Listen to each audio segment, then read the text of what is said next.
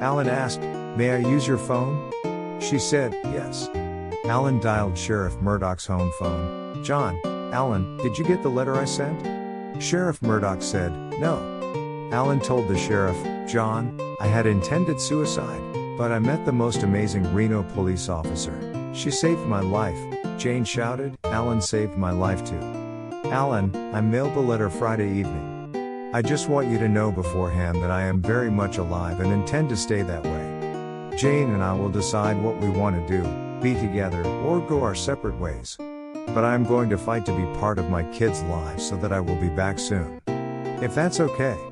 Sheriff Murdoch replied, "Alan, you can't get back soon enough, but do what you have to do, and I'll see you when you get back.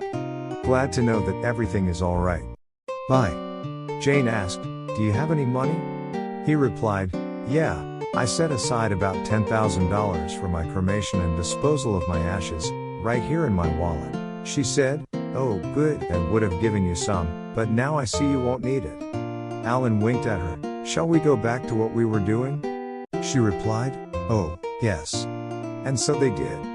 Alan woke about 3 a.m. and rolled to face Jane. "Jane, will you marry me as soon as you're free?" A bleary-eyed woman smiled at him. "As soon as I am free, yes. Tomorrow, I will go file for divorce. I'll be free in just a little while. Then we can talk about selling this house, its furnishings, and about relocating. Okay?" Alan said, "This is a nice place. Are you sure you want to sell it?" She replied, "Yes, Todd brought all his floozies here and did the deed in my bed. He sullied everything in this house. I want it all gone, along with him." Alan thought, then spoke, "How would you like to be a rural county deputy sheriff?" She wrapped her arms around him. "Anywhere with you, could we be partners?" Alan answered her, "I would hope so, but that decision would be up to Sheriff Murdoch. My partner has been Amber Clark. We have been partners, friends, and brother and sister for about 12 years. Amber and I have become our county CSI. Sheriff Murdoch is always saying that we are the best team he has. So I guess I should ask him if I could be your training officer. Right now, I'm the highest ranking officer in the department, besides the sheriff." She snuggled up to him. "Alan, make love to me, please." Smiling, Alan embraced her and made quiet, gentle love to her. She sighed, "Oh Alan. This is so wonderful. I've never been loved like this before." Jane filed for divorce, put her house on the market, took most of her furniture to Goodwill, and married Alan. Alan called Sheriff Murdoch and asked whether the county could use another deputy. Sheriff Murdoch asked if Alan was thinking about the amazing Reno police officer who saved his life. Alan told him, yes. The sheriff told him to request a copy of her records, rank, training, and her efficiency ratings. Then Alan asked if he could be Jane's training officer, and the sheriff said that he would consider it and let them know when they get back to Mountain View. It was about 6 in the evening, and there came a knock on the door of the Phillips home. Susan answered the door and was surprised at finding Alan and a young woman with him. "Alan, what brings you here?" Alan said, "May we come in?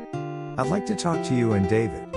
She stepped to the side and waved them in. David came up. "Alan, glad to see you. To what do we owe the honor of this visit?" About that time, Roger came in. Dad, you're here." And Roger ran to Alan. Lizzie, he shouted, "Dad's here, Lizzie." Elizabeth came running and jumped into Alan's arms. "Daddy." Alan caught her and cuddled her close. He smiled and kissed Elizabeth, then Roger. "Oh, kids, I'm so glad to see you." Susan frowned. "Alan, you know David didn't want you to bother the kids." Alan replied, "I have the court order, we have joint custody, and I will exercise my right to be in their lives. David can suck it up or take it back to the court." "I'll fight you tooth and nail," David said. "Alan, I was wrong. I'm sorry. You need to be in their lives." Alan smiled and shook David's hand. "Okay. I want you to meet my wife, Officer Jane Smith, my rescuer, my wife, my love. Jane, this is Roger, my son. And this wiggly little monster is my daughter, Elizabeth. Kids, this is Jane." Elizabeth looked at Jane. "Hi." And Jane kissed Elizabeth and shook Roger's hand. "I guess I will get to know you soon." David asked, "Is this what you wanted to do this evening?" Alan replied, "Yes, but also, I want my house back." Have you found a place for your family? David said, when you disappeared, we didn't know what to do. There is a house next block over. I'll call the real estate agent and see if we can buy it. We'll know soon. Alan replied, good enough. Turning to Susan, he said, I'll let you know when we are settled enough to have these two to spend time with us. I'm sorry, we're pretty tired, so we'll go to my place and crash. Good night. He kissed the two kids, put Elizabeth down, roughed Roger's hair, and kissed him. Good night, son, Munchkin, I love you, and we'll get together very soon. Roger smiled. Good night, Dad. Elizabeth cried and hugged Alan. Daddy, don't go.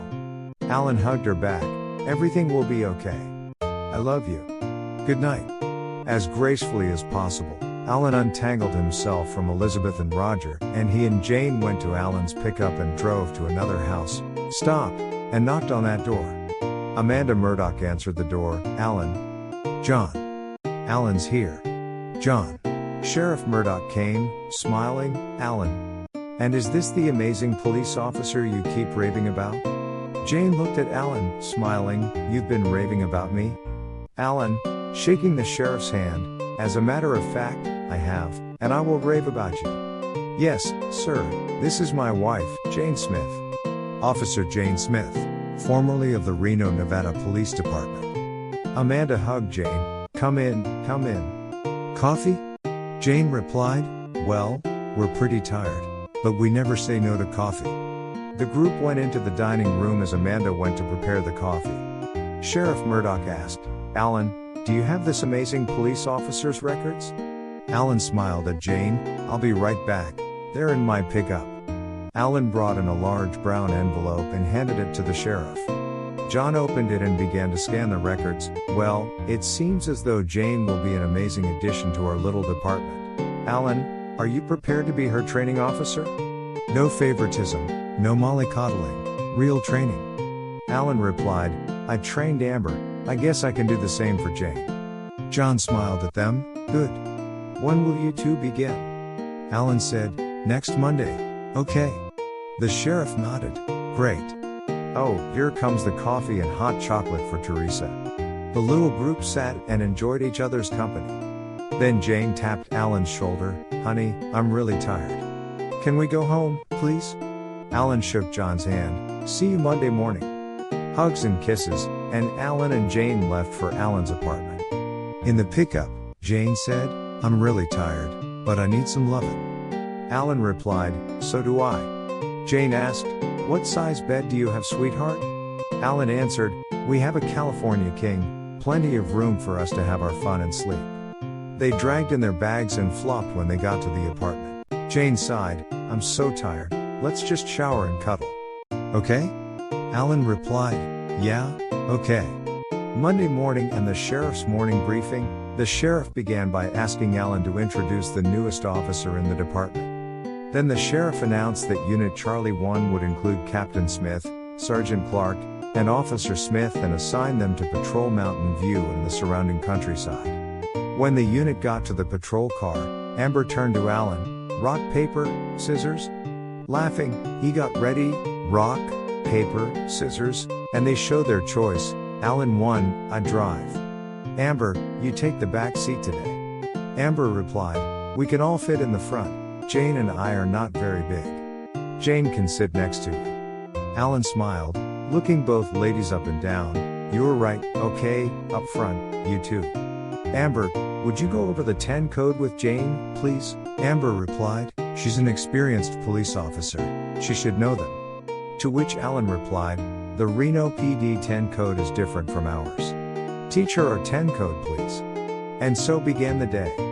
Charley 1 patrolled Mountain View and the surrounding countryside, Amber and Jane talking and drilling on 10 codes. They talked about Alan and Jane's marriage, the both of them seriously considering blowing their own brains out, and the reprieve they had because they both chose the same dry wash at the same time. As noon approached, Amber called dispatch, Unit Charley 1, request 7 at the truck stop.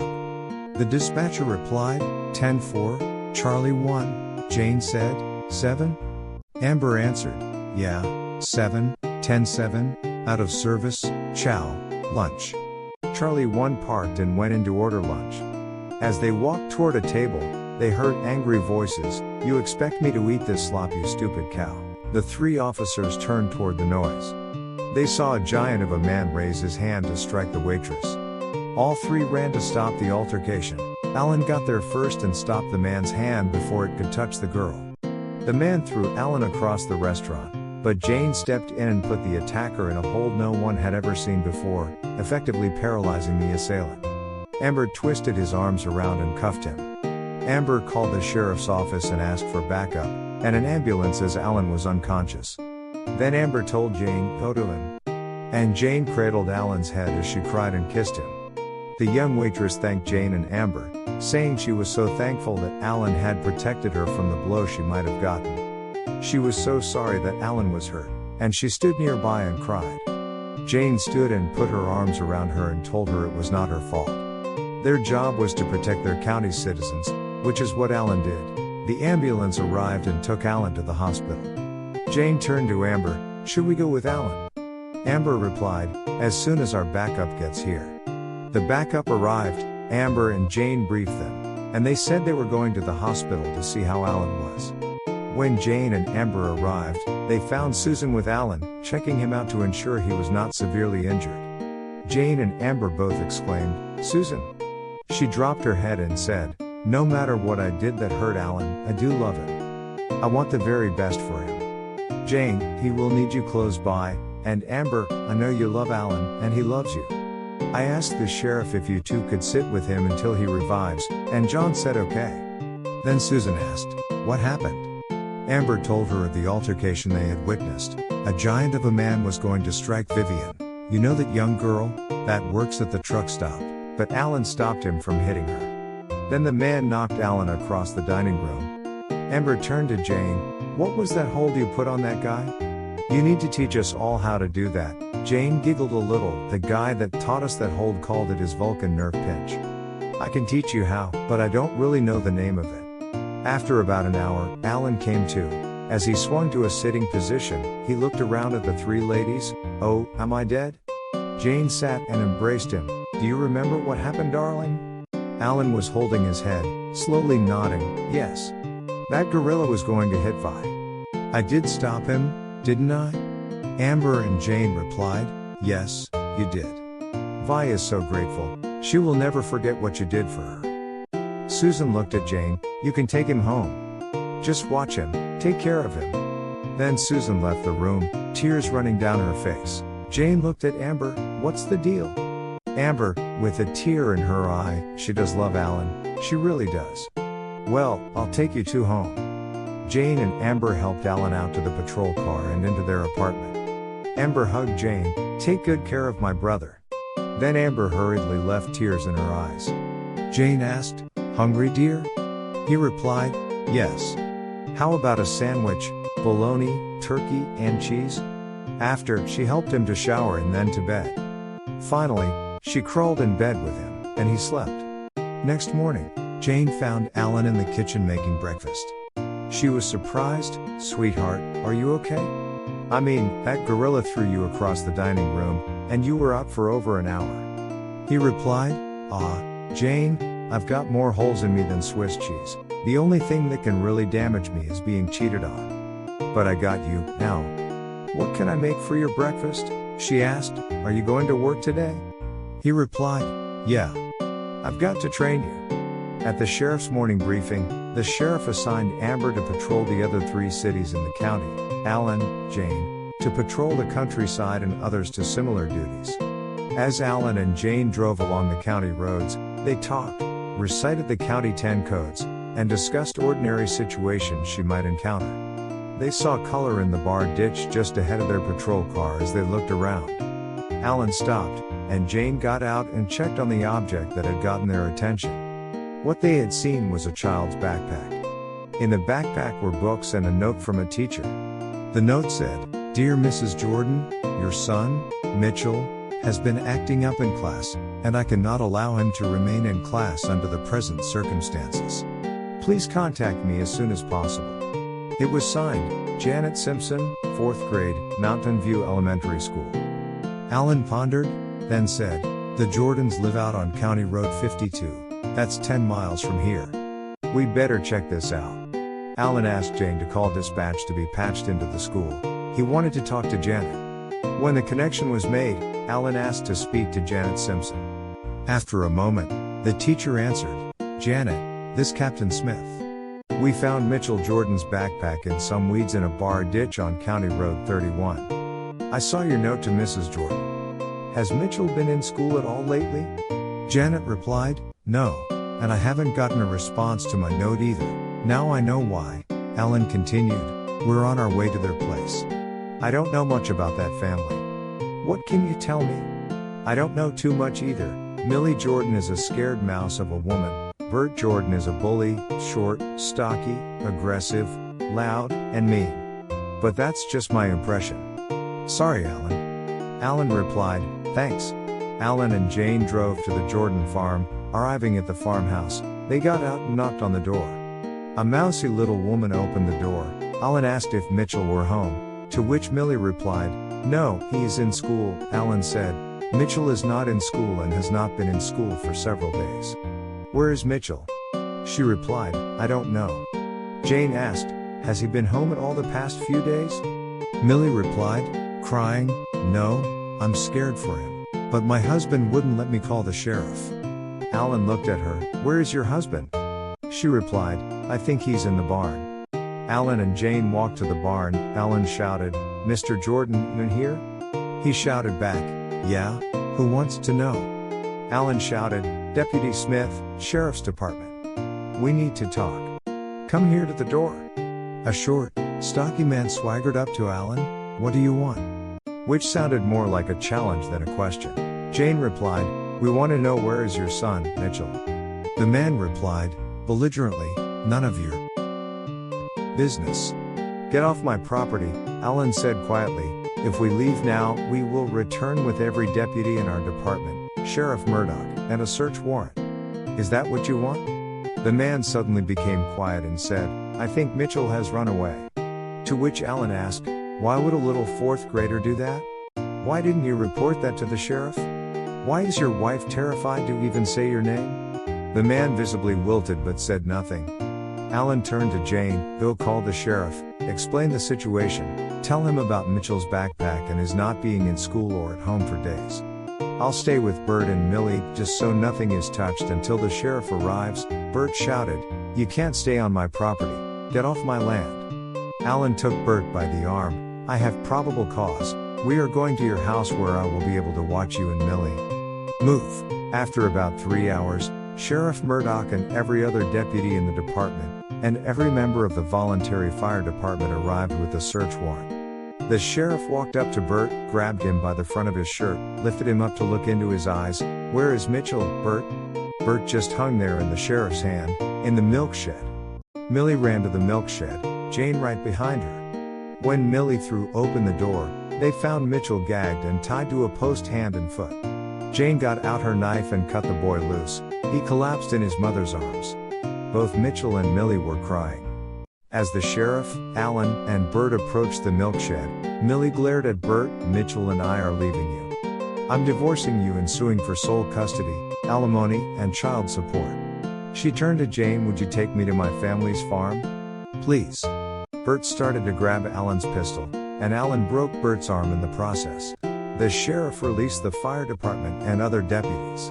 Amber went to Jane and Millie. "Jane, let's you and me take Millie and Mitchell to her family." Alan followed Amber's patrol car to Millie's family's farm. The family ran out to meet Millie and Mitchell, hugging and pulling everyone into the house. After a minute or two, Alan, Jane, and Amber left the family to resume their patrol duties. Jane was shaking her head. Why would a man do that to his own son? Just a note, Bert had been abusing Mitchell, which was why Mitchell was acting out in school. Mitchell had thrown away his backpack because of the teacher's note. There was no known reason why Bert tied Mitchell in the milk shed. Bert was sentenced to 5 to 10 years in prison for child abuse, child endangerment, and torturing his wife and son.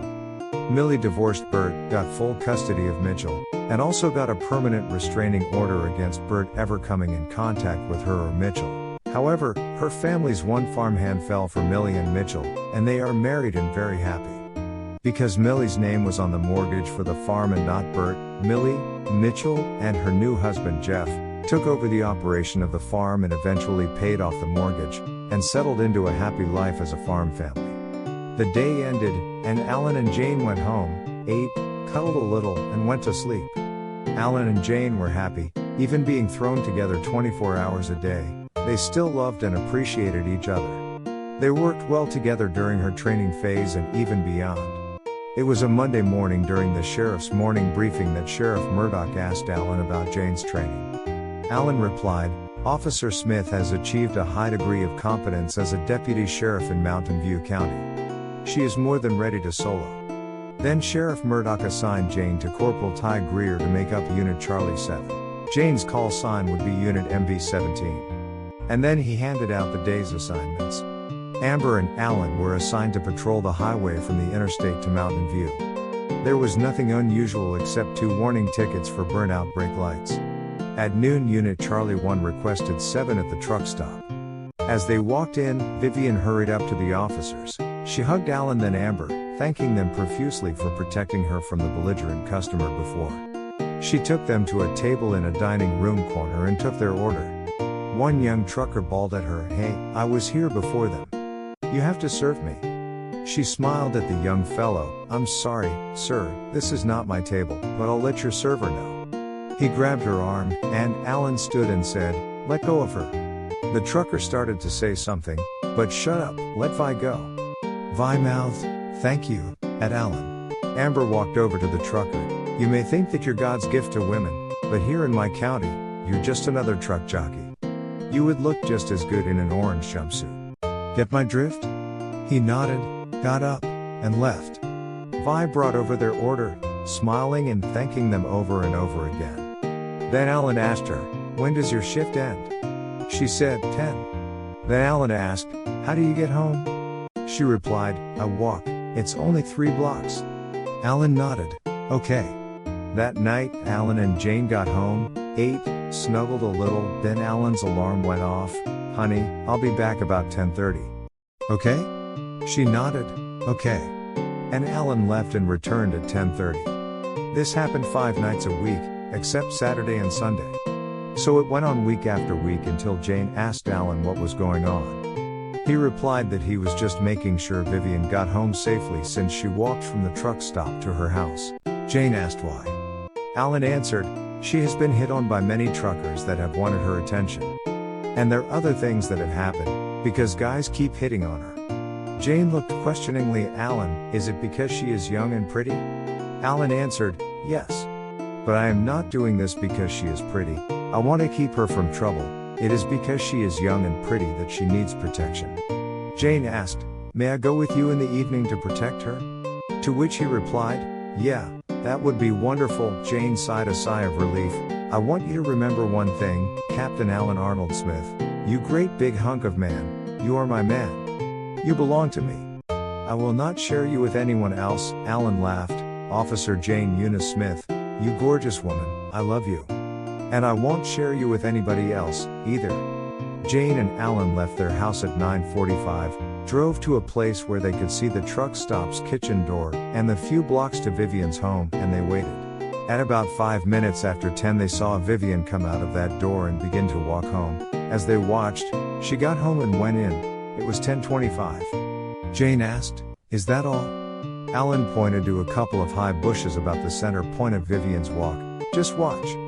They saw a figure step out onto the sidewalk and go toward the truck stop.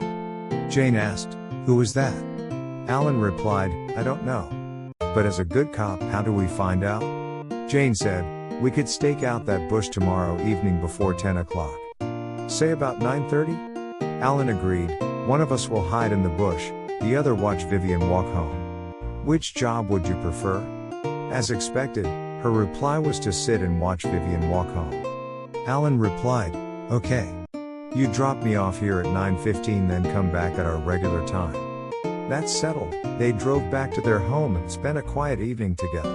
After they both worked a full day, they met, had dinner, snuggled, and at 9 o'clock Jane drove Alan to that clump of bushes and left.